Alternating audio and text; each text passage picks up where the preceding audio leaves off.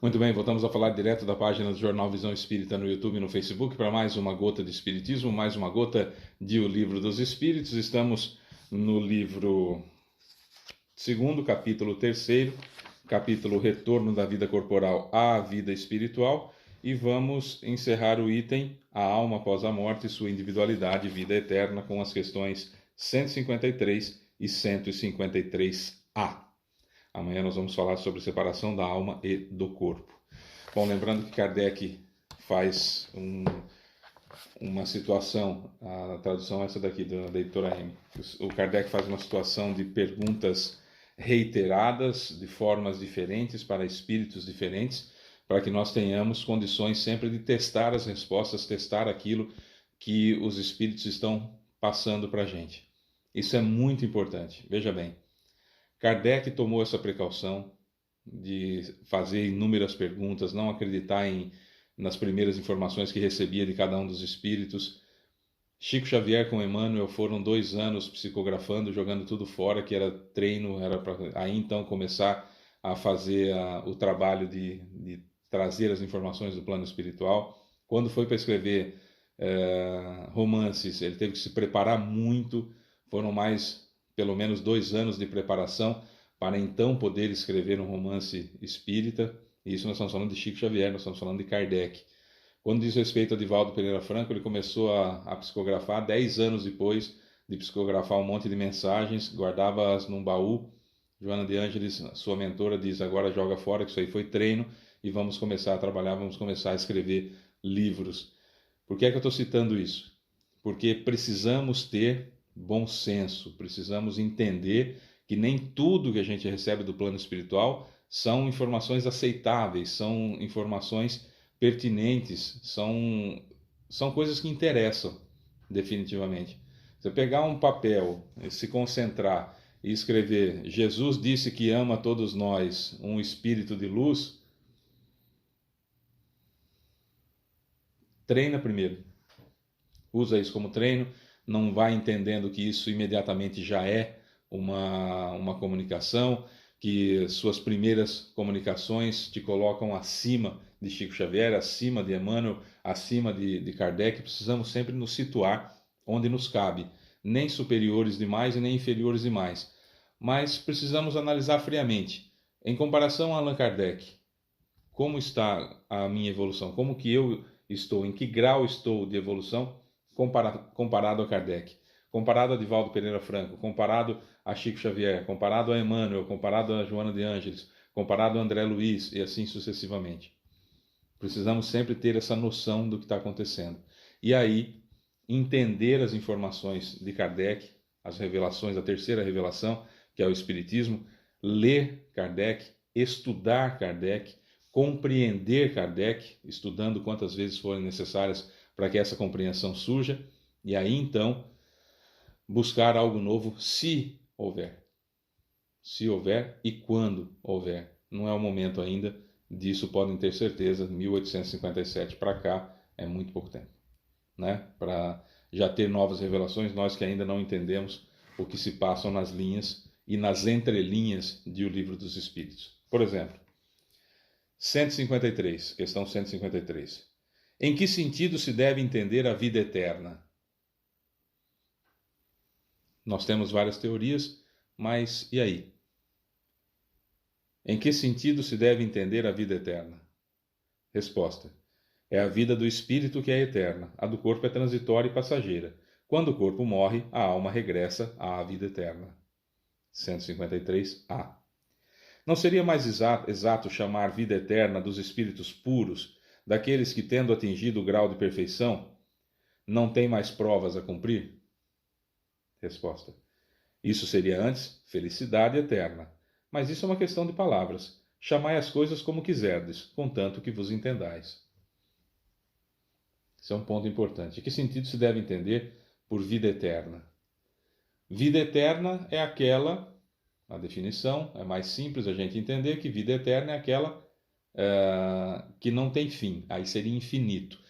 Vida eterna, no sentido da palavra eterno, só Deus. O que quer dizer eterno? Dia de hoje.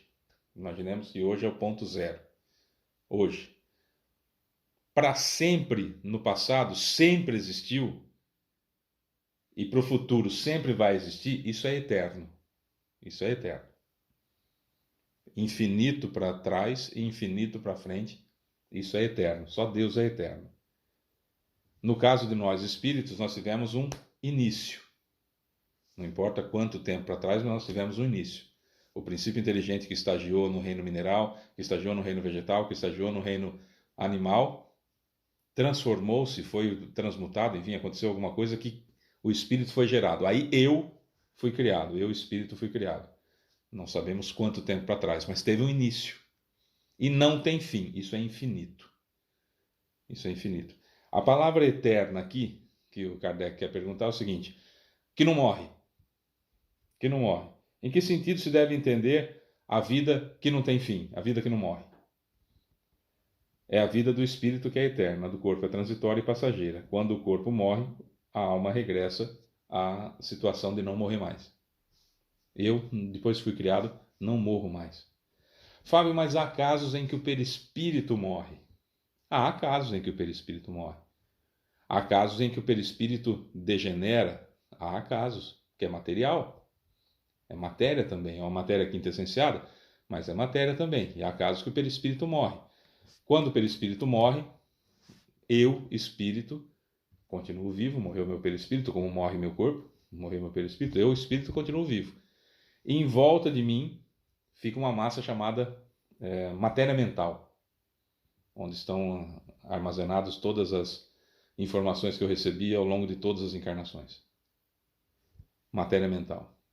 E isso normalmente tem uma forma esférica, uma forma ovoide. Já ouviu falar? Que muitas vezes os espíritos obsessores usam para colocar nas pessoas encarnadas, no perispírito das pessoas encarnadas, para sugar energia, aquelas coisas todas. Nós vamos falar mais profundamente sobre isso, mas esse assunto nós vamos tratar de domingo, que é ao vivo, e a gente vai tratar nos domingos, que é no bate-papo sobre o espiritismo, e a gente vai tratar um pouco mais sobre esse assunto de obsessão, desobsessão e ovoides, tá? Mas você pode ter dois tipos de ovoide: aquele cujo perispírito realmente morreu, né, desagregou, e aí sobrou só o espírito com o seu envoltório de matéria mental, e há aqueles ovoides que, por força, eu vou usar hipnótico aqui, mas não seria bem esse o termo, só para a gente entender, por força hipnótica de um obsessor, em cima de um espírito extremamente culpado, aí esse espírito vai conformando, vai transformando, vai dando uma plastia, uma ideoplastia ao seu perispírito na forma ovoide também. Aí tem diferença. Eu tenho o ovoide que não tem mais perispírito e tem o ovoide cujo perispírito está no formato ovoide, tá? Nos dois casos são usados por obsessores. Então, eu nunca morro. Eu, espírito, sou infinito. Desde que eu fui criado, não terei fim. Daqui para frente, né? Fica fácil a gente entender. Eterno, só Deus, que para trás, para o passado, sempre existiu, que a gente não consegue compreender isso, o que é isso, e para o futuro sempre vai existir, isso a gente até consegue compreender, é um pouco mais fácil da gente entender. Então, eu, quando meu corpo morrer, eu continuo. Volto para o plano espiritual e continuo sendo eu. Exatamente do jeito que eu sou. Com as qualidades que eu tenho, com a infinidade de defeitos que eu tenho, continuo sendo eu. Vou me preparar para uma próxima encarnação, venho aqui, visto uma roupa carnal, que pode ser de homem, pode ser de mulher, pode ser branco, pode ser negro, pode ser amarelo, pode ser vermelho,